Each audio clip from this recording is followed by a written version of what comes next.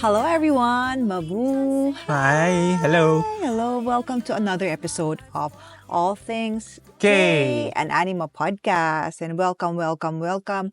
As you can see We are behind here us, in Korea. somewhere in Seoul. Yes, so Actually, technically, sa tabi ng Gyeongbokgung. yes, we are across Gyeongbokgung and coming all the way from Korea po ang aming podcast for today. Yes. And I think by this time, napanood nyo na yung vlog namin. Ay, ibang vlog. Oo. Okay. That we are staying in Korea.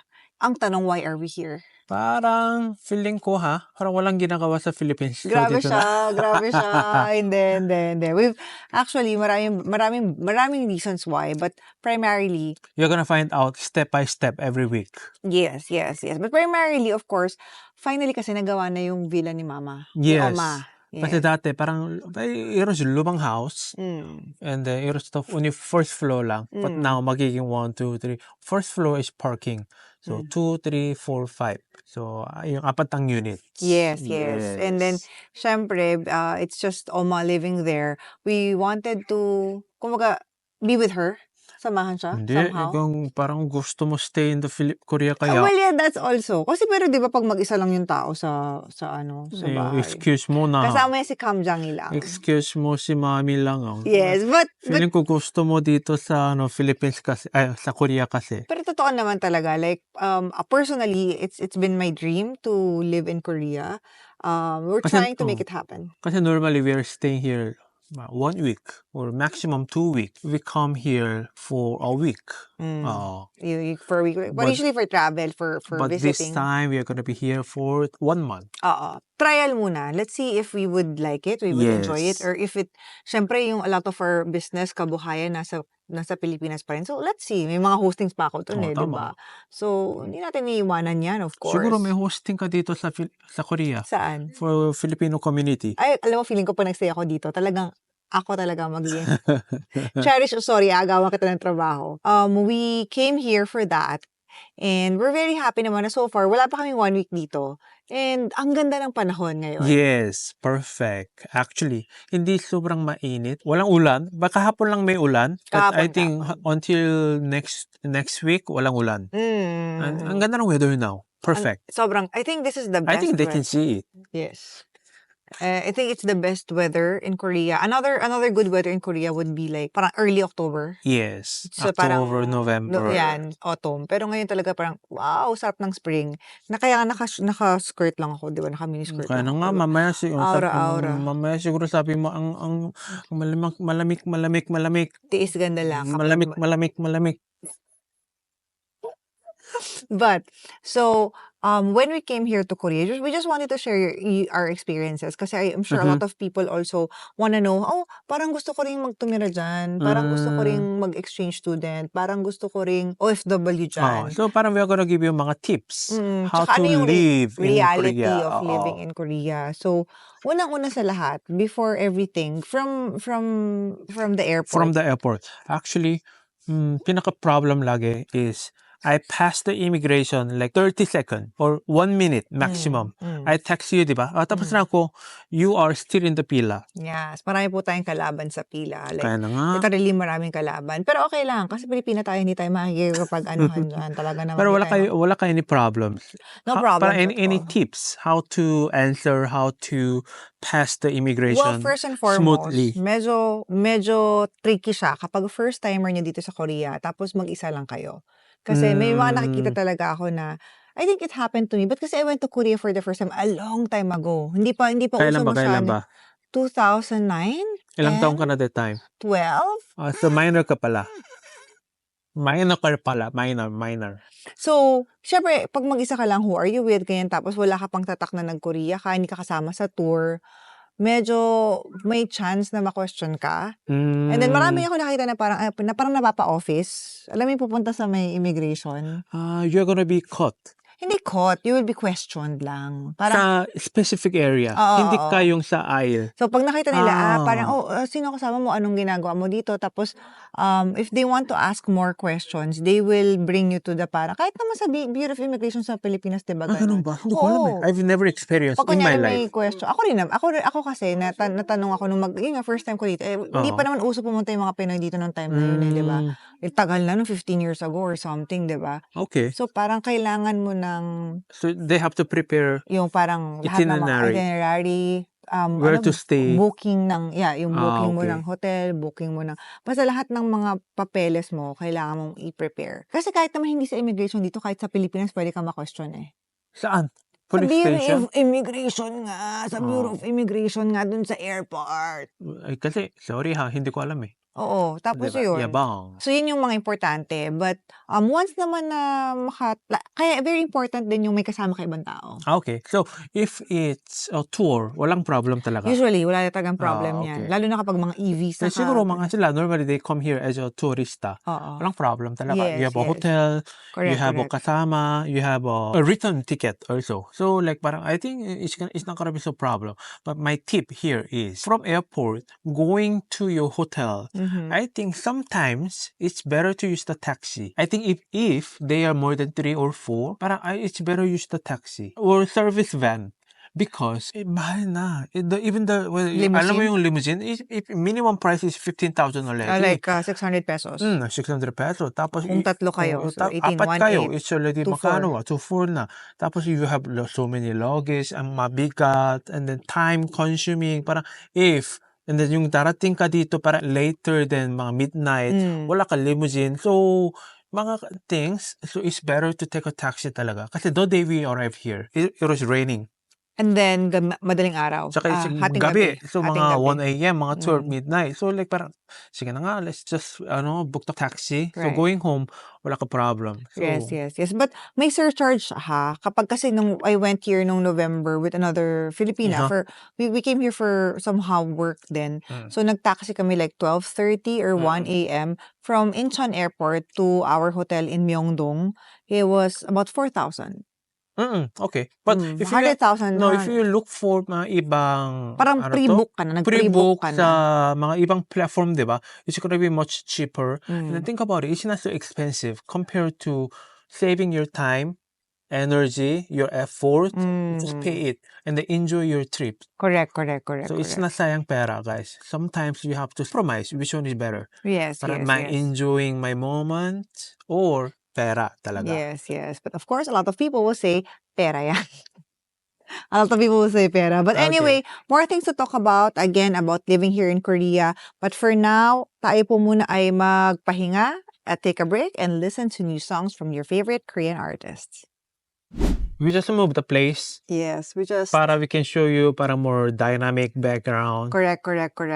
And we're still talking about living in Korea. I mean, marami po kasi sa akin talagang nag-message pa, ano po ba mag-aral, mag-exchange student sa Korea? There's a lot of resources for exchange student. Actually, we met someone in the hiker ground. Oh, yes. She is studying in Hongdae as a like design. A design, right? Yes, as a design major. And she's Pinay. And lumapit kasi siya sa amin para magpakilala. So there's a lot of actually students here. There's actually an association for students called the PICO. Parang Filipino-Korean Students Association, something like that. And member din sila Cherry, sila Eva, yung mga friends namin from before. And I'm sure there's a lot of Filipinos still studying here in Korea. But that one, we cannot give you the correct guideline because it depends on the tao, depends on the school, depends on the conditions. So many things we have to consider. So we cannot give you the answer, but the thing I can give you the answer is medyo mahirap talaga looking for the house in Korea, especially in Seoul. Medyo mahal na talaga. Can you tell us more about it? Because even for me, I'm not familiar. It's really expensive. But if you wanna go super low and low, you can go like parang alam mo, di ba? Goshiwon. How do you explain Goshiwon? Ang Goshiwon po is siguro 10 square meter. Sobrang maliit. Isa siyang room. Isa siyang maliit na room. It's mas maliit than like City. Alam mo yung Cityland normal. Hindi, pero yung... It's much smaller. Pero para siyang isang room lang siya. Hindi siya isang room. Isa lang siyang kwarto. Tas Normally, walang kitchen, may kama lang siya, tsaka kama, desk. Tsaka, CR. may CR din ba sa loob? Hindi Mm. ba siya shared? Oh, may ganun ba? Parang normally may CR eh. May CR ba sa Oo, loob? kasi dapat may shower. Yeah. So, ang actually, most Goshiwon, ang kinikater niya, yung mga estudyante na sa Korea na nag-aaral ng, kunyari, like civil service exam. Di ba yung mga, Normally ganun eh. For the government officer. Galing sila province, but they have to study here. Kasi ang dami good mga instructor, good yes, teachers, yes, they yes, are yes. here. So you can listen their parang lectures. But now not anymore so much because Sinsa? everything you can watch them through online. So you don't have to Tama. stay here. So, Specific Goshiwon lang dito. So, yung Goshiwon ngayon, mas nagiging open siya for foreigners. Yes. Actually. And then ito yung pinaka-problem. Kasi sa Pinas, normally mga deposit is like 2 to 3 months of your rental, di ba? At saka magkano yung rental sa Pilipinas? Monthly rental. Ibig sabihin, parang your rental, you're paying for 10,000. Yung deposit is only 20,000, 30,000. Correct. In Korea, hindi. Kaya na nga. Normally ganun. Ano nga? Even the monthly, parang even, it's like example, parang you're paying 30,000, 40,000 per month. Per month. Your deposit is gonna be like 2 million. Won. Peso. Hindi pesos Won. Sorry, guys. Pesos. Pesos? Yes. 2 million pesos? Yes. 1 million pesos to 2 million pesos. Pero, ibabalik sa'yo. Babalik sa'yo kasi it's a deposit. Parang ganun talaga. Wait. But if you go to Goshiwon, of course, parang deposit is super low. But if you look for the totoong house, like parang sa likod namin over there, but not this one, is traditional house. Mga doon. But it's like minimum 1 million, 2 million. Ganun. Pesos? Yes. Okay, so I think it's really for hard to Filipinos look that for. might be hard, that might be a Yes. hard thing. Unless na talaga may pera ka na, pang deposit ng pera. Pero ibabalik naman sa yun. Pero parang weird pa rin yung concept, diba? So, baka makahanap ka ng dorm, siguro Oo. for students. So by the way, parang somehow our house, example, parang I'm not gonna give you exact amount. Sample lang, example lang ha. Yung parang example, parang monthly, they are paying like 30,000 pesos. Yes. pesos. Yes. But your deposit is 4 million pesos. Kaya mas mura yung monthly. You deposit so much kasi. Oo. Pero kung mas mataas, yung kunya, totoong monthly, magkano ba? Ang totoong monthly dito. But if it's parang lower deposit, it's gonna mas tataas ng monthly rental. So it's gonna be like parang it can be 60,000, 70,000, 80,000 pesos. But it's a mas lower budget, a lower deposit. Pero ang laki din nun na, kunyari 60,000 pesos yung renta mo.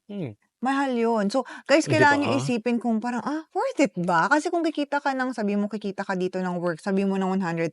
Example lang, 100,000. Pero yung rental mo, 60,000. Pero dati, yung our lumang house, before our villa, yes. sa basement, may Filipino parang family sila. Magkakaanak. Oo. So, like, they were 3 of them. They are paying 20,000 per month. I think deposit was not so expensive. Deposit was like only parang 100,000. I think more actually. Deposit was like 200,000. Pero parang ganun lang. Pero basement kasi yun. Basement naman yan. So may ganung options naman. Yung itsura niya hindi sobrang maganda. Yes. Pero nasa Itaewon yun. Oo. Central kasi yun ng Korea. I mean, of course, syempre kung titira kayo sa outskirts, kunyari hindi sa Seoul mismo or sa mga provinces, syempre mas mura. Mas mura and then mas madami choices. At mas malalaki. Yes. Mas malalaki yung bahay talaga sa province. Tapos, hindi lang bahay ang mahal. Hindi ka na mahirapan sa bahay. Hindi pa mahirap. Actually, ang mahal ng pagkain na ngayon. Kaya na nga. That's why sobrang gulat ako. Kasi we went to, kahapon, we had Solongtang for lunch. Yes. Isang meal, and isang side dishes. We paid dish, side dish. 1,600 pesos. Almost sama nun. 1,600 yung pagkain natin? Kahapon. 1 meal lang ha. Bakit magkano isang order? 15,000 mo. 15,000 sa akin. And then mandu, 9,000. 15,000 pa rin kinain 39,000. natin. Oo. So like that's what I found out. It's really hirap pala now. Look for the meal below 400 pesos. Yes. Unless siguro sa labas ng school. Oo. Siguro You can go low and low. But pwede naman. what I'm saying is if you're living in the Seoul. And generally speaking. Parang the per meal you have to pay 400 pesos. That's your budget. Hindi lang pala sa Pilipinas apektado ang inflation. Oo. Kasi diba, to be honest, sa Pilipinas, mahal na rin talaga ang bilihin. Diba? I mean, aminin naman natin yan, mahal talaga. Dati, pre-pandemic, yung grocery namin, 3,000 lang. Ngayon, 7,000 na. Times 2 more than. So, parang, hindi, lahat But I think sa Canada rin nagmahal. Di ba? Yung mga friends ko sa mga nagmahal. So, yun yung talaga yung problem now. Kanina, I checked the bus. Mm. Tining 1,500 pala. per akyat. Pero dati, 1,100? 1,200, Oh, yeah, di ba? 1 to 1 to. Parang Now, 1 to. 1,500 na. Yeah. So, So, So, lahat, mahal. So, kung kami, nakakatipid kami kasi yung lunch, we can eat at home. Sometimes, kasi like today, we are Oo. outside whole day. Oo, So, nag-ano kami. we have to eat outside. Yes, we have to eat. So, wala kang choice. We have to, Starbucks lang namin kayo na. Magkano? 18,000 won. Almost 700 pesos na yon. Oo, 800 pesos. O, diba? And Parang, meal din. Meal, 700, mas mura yan. kaya mas mamura pa yung, Ikaw, yung lunch gusto na. mo mga cake? Hindi, wala Cake. tayong magagawa. Talagang cake addict tayo Kaya dyan. na But nga. yeah, there's a lot more to consider when you live Living here in in Korea. And we'll be talking about that in a while. But for now, sa mga nasa Spotify po, listen to these new songs from your favorite K-pop stars. And sa mga nasa YouTube, we'll be back in 1 second. Shoo. So, another new background. Yes! Sana po na-enjoy niyo po ang background. One of the best things about Korea, or Seoul particularly, I feel for me, is that it's really pretty. Pretty, alam mo yun? Kumbaga, visually maganda siya. Or is it just iba from Philippines? Maybe iba. No, malinis kasi. It's clean malinis. Diba? Okay, perfect. I mean, sorry, compared to, of course, kunyari ako, hello, laking Maynila ako. Alam mo yun, di mo parang talaga, pag dumaan ka talaga sa Maynila, may amoy At saka feels more secure. Yun, Safety. Definitely, very important for that. Kasi, yung dun sa street namin, may nakalagay doon, parang Yoja. Yes. Ano nakalagay? Parang you can feel safe kasi it's protected by CCTV. And may ilaw naman. At saka ilaw talaga it's a big thing for me. Yes. Sa gabi. Kasi sa Manila sobrang dilim. So medyo parang you don't know what's gonna happen. Pero ito, may ilaw talaga. So like parang okay, it's too bright, so I cannot do anything pala. So may parang in psychologically may something ganon eh. Yes. Diba? I think safety and security wise, dito sa Korea, 'di ba kunyari pupunta ka ng cafe, order ka, iwan mo yung gamit mo, iwan mo yung mga bag mo. Even yung the cellphone. Yung cellphone mo, Kaya na nga. parang hindi ka naman matatakot na mawawala. Ang problema ngayon, pag itong mga Koreans na pumupunta ng Philippines, ginagawa rin nila Yun yung yun. problem. Yun yan. So, Yan. iniiwan din nila. Ang problema, hello, isang lingat mo lang, hindi mo naman na ma-sure kung anong mangyari, di ba? But the safety is very, so, meron kayong 112, di ba? Ano to? Yung parang 911. Yung 112, pag may 112 is police. Police. 119 is emergency. Accidents, mga ganyan. Oo. Yung ganon. So, parang meron, just like any other, parang, I guess, OECD countries. Pero here in Korea kasi, di ba, pag nanonood kayo ng mga K-drama, di ba, alam nyo naman yung mga Korean cops, talaga ng mga detectives, talagang pupunta in the also, scene. there are so many things you can utilize for free. Yeah. For example, kanina we went to isang Market. But Like palengke. Palengke parang divisoria level. Pero bigla may libreng library.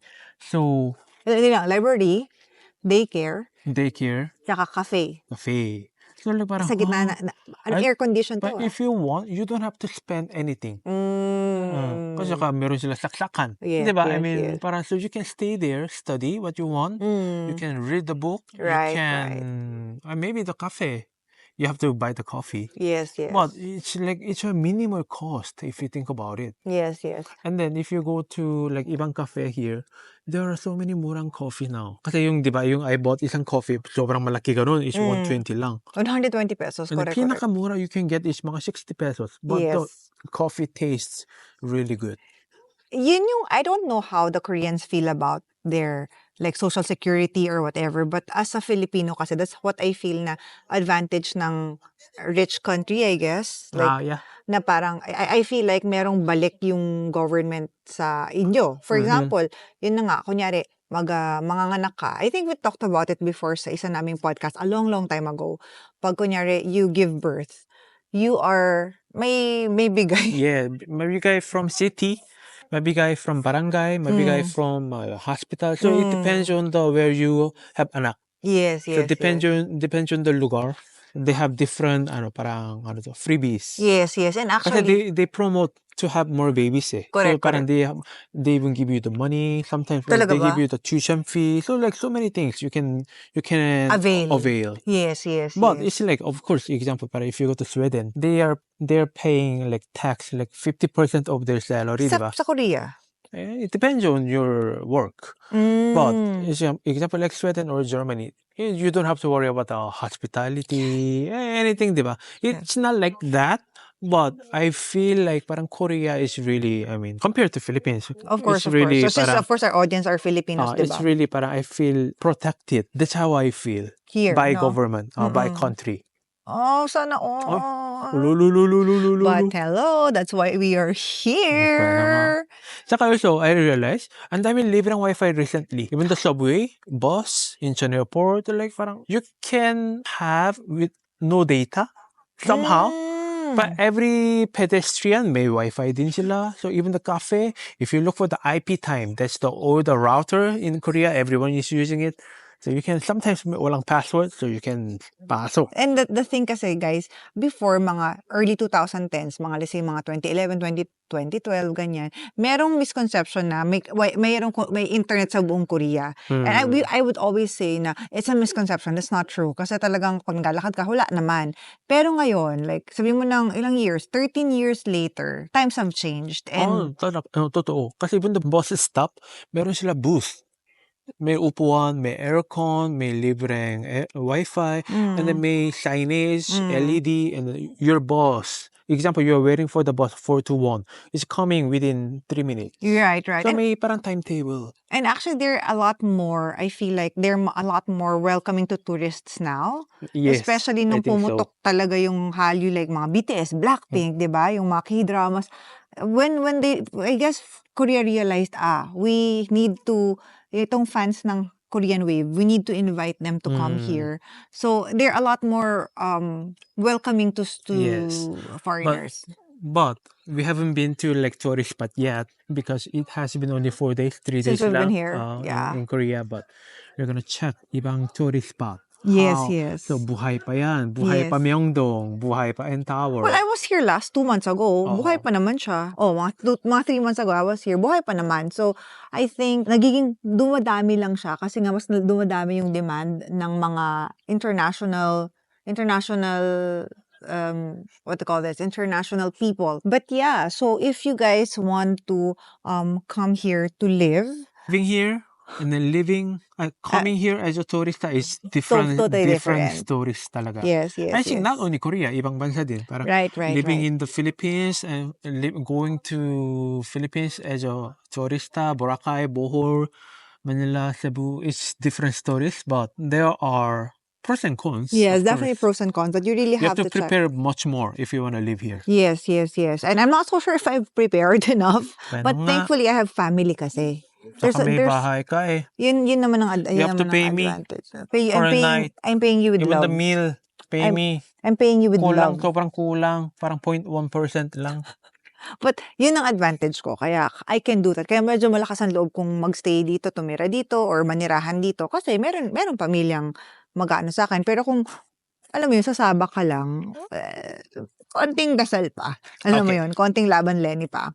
But anyway, thank you so much guys for watching us on YouTube and listening to us on Spotify. And please remember that All Things K by Anima Podcast is uploaded every Friday on Spotify and just a couple of days or sometimes same day on YouTube. Yeah, please follow us on my different social media accounts if you want to get in touch with us. That's Kring Kim on Instagram, on YouTube, on Facebook, and TikTok, kringkim.ph. And we also have community called Krim Millionaires. Meron po kaming Facebook group on Facebook called Cremillionaires. May GC rin tayo dyan. Sobrang dami namin pinapamigay ng mga biyaya. This year, we're giving away tickets for Ayu and for Beanie and mga iba-iba pa mga GCash. So, if you want na mabiyayaan din po kayo, please join that and chat with us every day. Yes. Please watch us and I'll show you ibang place of Seoul next week. Yes. And we'll be here for a while. So, asahan niyo po ng marami po tayong mga contents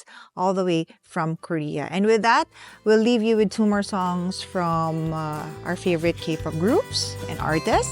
And we'll see you guys again next time. Thank you so much for joining and listening to us. We love you. 감사합니다. See you next week. Bye.